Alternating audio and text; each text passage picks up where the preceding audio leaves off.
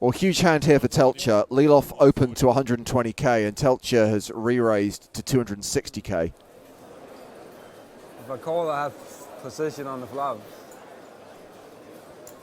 But I'm just going to go all in. Cool. Slightly Jack 10 off. overplayed Jack 10. And Teltscher, the at-risk player, but an 84% favourite here to double up with kings. What an absolutely perfect situation for Teltscher with the kings. Unbelievable. Flop comes first, cut is a check. A queen and the sevens, 3 hearts. Okay, that's not so bad. Pair of checks now for Teltscher has the heart covered. Still looking pretty good. Yeah. Better flush draw. Let's see the turn cards. Can I have another flop? Oh! Trip jacks on the turn. How? Now Mark needs a king or a heart on the river. Please. It's a 4, and we have And that will seal the deal for Sander Lylloff. Mark Teltscher denied the 2-time. It's his friend who wins the EPT Barcelona main event. The champion in Spain in Season 4 cashes for 1.17 million euros. We're going deeper and deeper into the EPT structures now, with these fields getting bigger and bigger.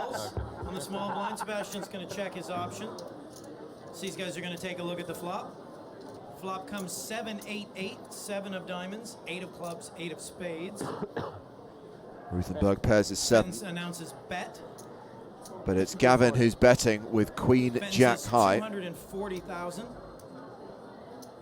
140. I apologize, 140,000. You ever consider a raise here, Nick? With the 7, this is a really interesting question. There's a lot of really weird meta surrounding these sorts of textures, right? Because these are situations where you would raise or some people like to raise as a bluff, but then a lot of people are aware of the fact that this is a texture where some people do like to raise as a bluff, which means that Queen Jack can just go over the top because you're not necessarily repping an 8 that strong where you'd usually flat, right? So if you're playing like level 1, you can just check raise these as a bluff all day long. Sometimes you check raise with the 7 to try and protect your hand. Yeah. Those two ideologies conflict with each other, right? So if you're the kind of person that's raising for information or raising to protect, assuming that you're going to fold to a shove, and you're playing somebody that knows that you're doing it with those kinds of hands, it becomes pretty easily exploitable. Got it. I think you should be raising at some frequency though, right? Because there's not too many good turns for you when you have just the 7. That's more what I'm thinking here, just raising for protection. Yeah, the reason why it's a bit tricky is just because people will come over the top and put you in really awful spots where they can just, have any overpay, or maybe a stronger 7 in this case, To 600,000.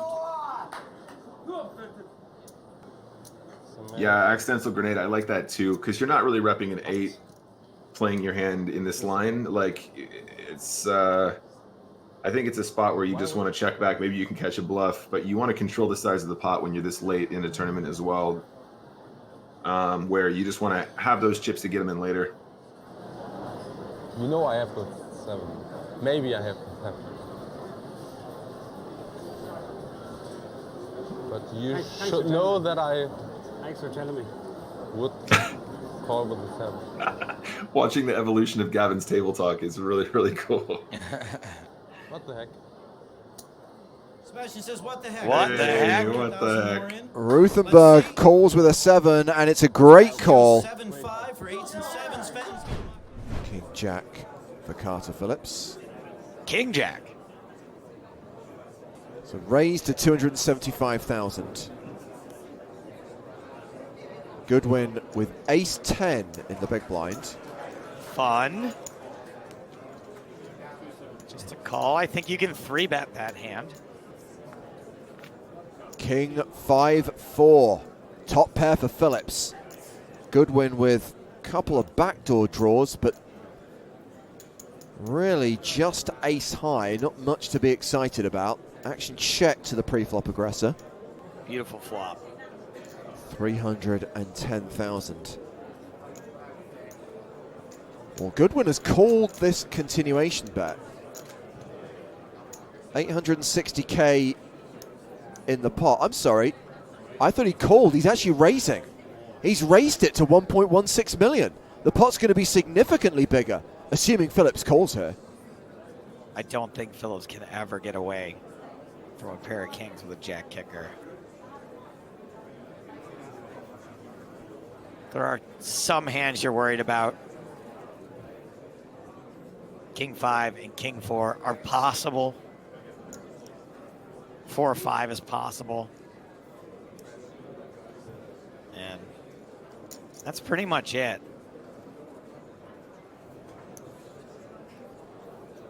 I guess it's possible you're outkicked. Okay. Also, but just in general. So with Phillips making that call, we've got nearly 3 million in the middle. The turn card is a queen. Okay, Goodwin picks up a gut shot, straight draw, and immediately declares all in. Shoves for 4.3 million. God damn it. Just feel like the insta-shove is not value most of the time. I think the only insta-shoves for value are like a set of 4s. And that might even be a mistake. How much? 1 million. I think Phillips can find the call here. Goodwin trying to get Carter. But It's I so think... sick if you just keep flopping that well every time I flop. Uh-huh. Only bets nuts says sounds like he wants to make the call and is trying to talk himself out of it. What a sick spot for Goodwin, by the way. You know you don't want to call. It's like the sickest thing ever. Oh, huge hand, huge moment. That's true. Huge, broad shoulders. Sorry I'm taking so long. Where's Santiago? Clock? The worst station ever. He calls. Mark Goodwin at risk and behind. Carter Phillips an 86% favorite to win the title. Just has to fade a jack or an ace on the river. Formulating his rub down.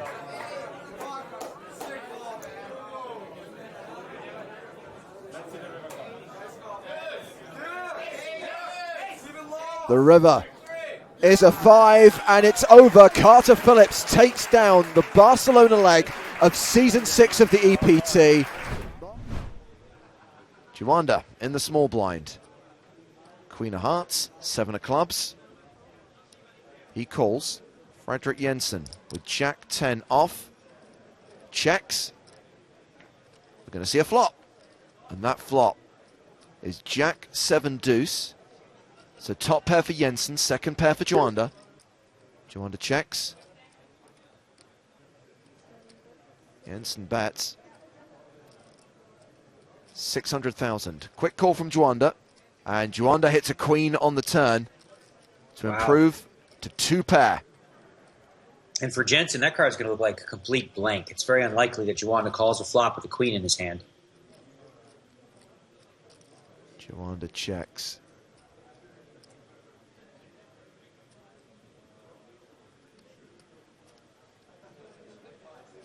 And a second barrel coming from Jensen.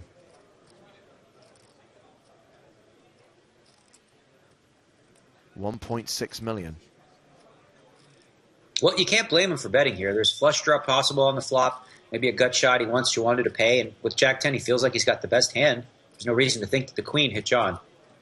Question for John is, does he want to get it in now, or let Jensen bluff if he thinks he's on a, just sort of double, triple barrel type bluff hand? I think it makes more sense to raise here. Because when you raise, you could represent a draw yourself, right? So if John had king 10 of spades or 9-10 of spades, this would be a great card to check raise the turn. And it might fool Jensen into calling with way the worst of it, almost dead, if he does check raise. Here it comes, Daniel. There is the check raise from John Juanda. Yeah, this is definitely the right play.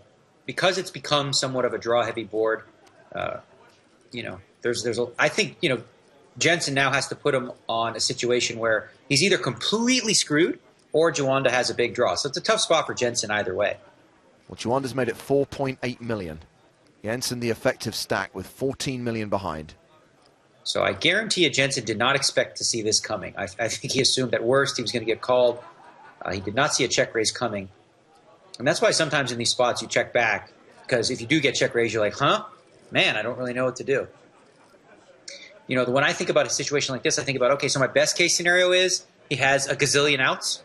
That's my best case scenario. I don't like it very much. Well, Jensen has called, puts in 3.2 million, and we've got a 12 million chip pot, and we're heading to the river. The river card is a 7. That is a full house for John Juanda.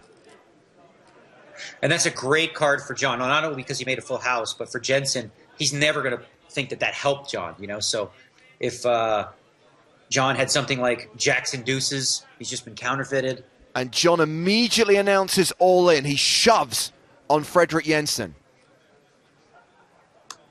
Wow. 11 million chips, effectively. Fredrik Jensen's tournament life. He's really putting him to the test, too, because if Juanda does have 9-10 of spades, this is exactly what he's going to do. He's going to go all in because he wasn't re-raised on the turn. So he knows Jensen doesn't have he's very unlikely to have 2 pair or better himself. So that, you know, he's going to have a hand like a jack or a queen at best. Earlier in the tournament, Daniel, Fredrik Jensen made a huge hero call in a spot just like this. He went with his instincts. He went with his gut read. Can he get away from this hand here? He calls here, this tournament could be all but over. If he calls here, we'll have a 40 million chip pot, which will slide towards John Juanda, and he will go heads up against Steve Warburton with a 4-1 chip lead. And Fredrik Jensen's 2-time hopes will be crushed. Fredrik Jensen has been in the tank now for nearly 3 minutes. At some point, you get to a place where it's either he has it or he doesn't, right? All the thinking you're doing, all that stuff goes out the window. It just comes down to looking at the man, seeing if you can pick up a read. Does he look confident? Does he look like he's bluffing? Because at this point, again, it's really just that simple. He's either bluffing or, you know, the jack is good. He's either missed the draw or you're dead. He's called all in and he's wrong and he is out. Fredrik Jensen, heroes, and is eliminated by John Juanda in 3rd place. Sweet. Have fun. Oh my God, no one should ever say good luck ever again. I'm stealing that. Have fun, Harry Pot Odds. Have fun. As this heads-up battle begins, Reichenstein has the chip advantage. Blinds at 200,000, 400,000 with a 50,000 ante. Pocket 4s for Malec, he calls. Reichenstein with Queen 6. Raises, makes it 1.4 million. 1.2. 1.2? 1.4, wow. 1.4, okay. Yuri may end up regretting telling Sebastian to have fun. We're going to the flop. 4 in the door, a set for Sebastian. Reichenstein with 3% equity continues for 1.4. Poor Yuri feels like he's got to rep this. Malec calls. For heads up, this is sort of a dry board, so maybe Yuri slows down after he gets called. The turn card is a 10. Reichenstein officially drawing dead. And officially not slowing down. Look at those raspberry chips, huh? They're worth 500,000 each. Ooh. Reichenstein fires 3.3 million into the abyss. Well, an ace is never folding, and this is way better than an ace.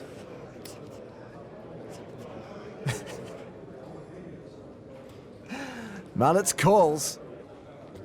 12.3 million in the pot as we go to the river. Which is the case for Malec improves to quads. Oh, wow, just quads. Uri. Oh no, don't do it! Hope Reichenstein doesn't rip it, Stein. 6.2. That's 6.2 million. Malec has the nuts, he has to raise.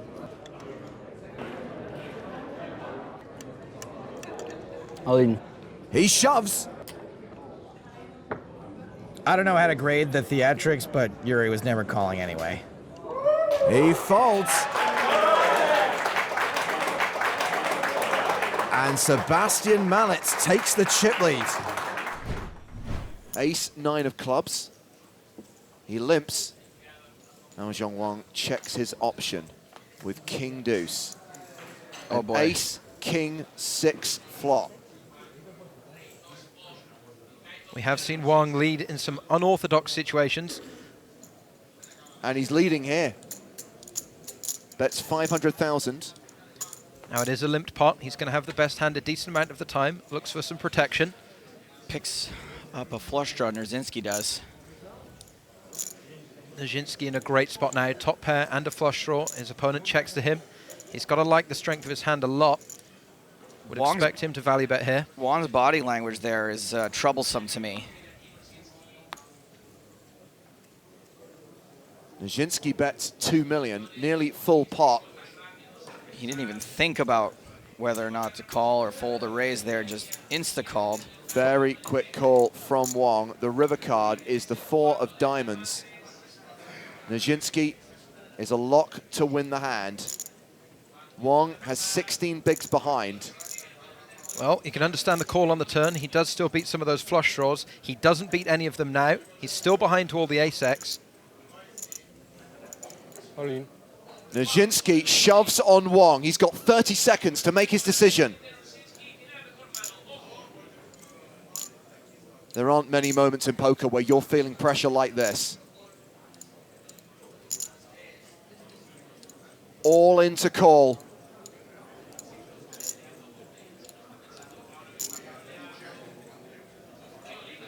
Ten-second countdown.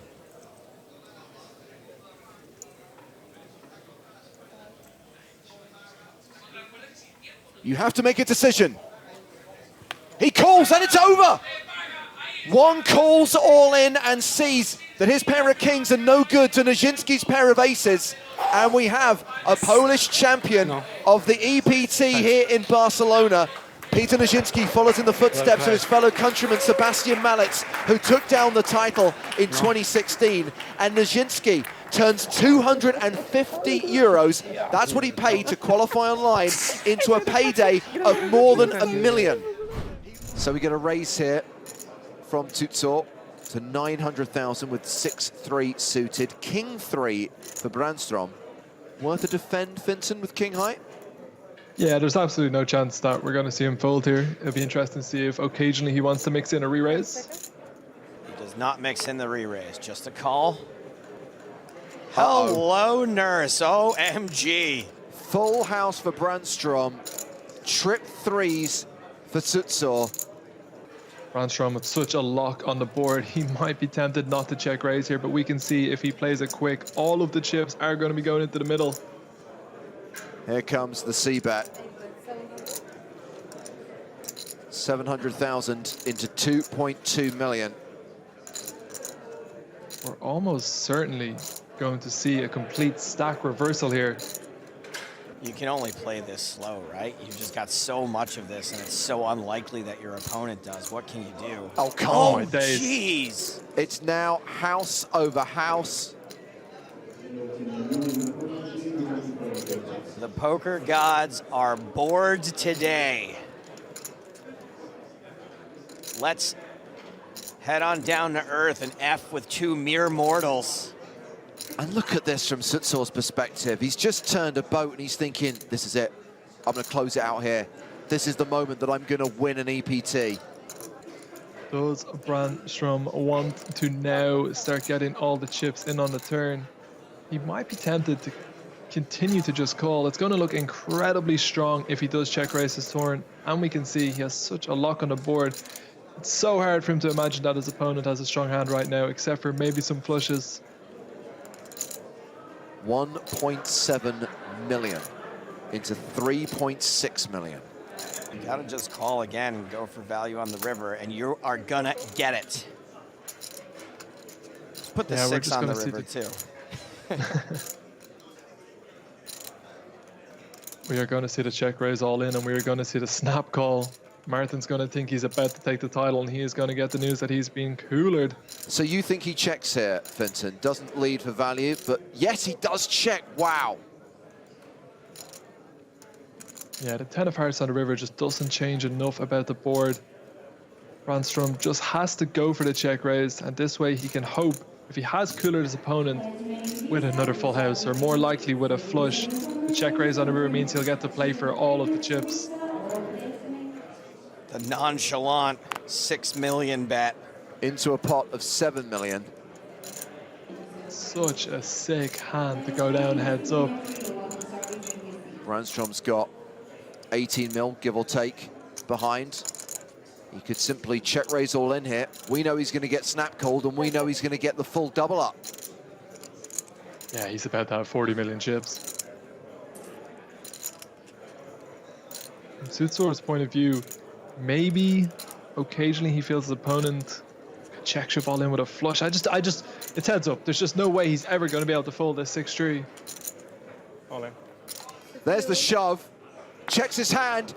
Snap calls, thinks it's all over, but it is not. Too excited. No. House over house. Ridiculously sick cooler.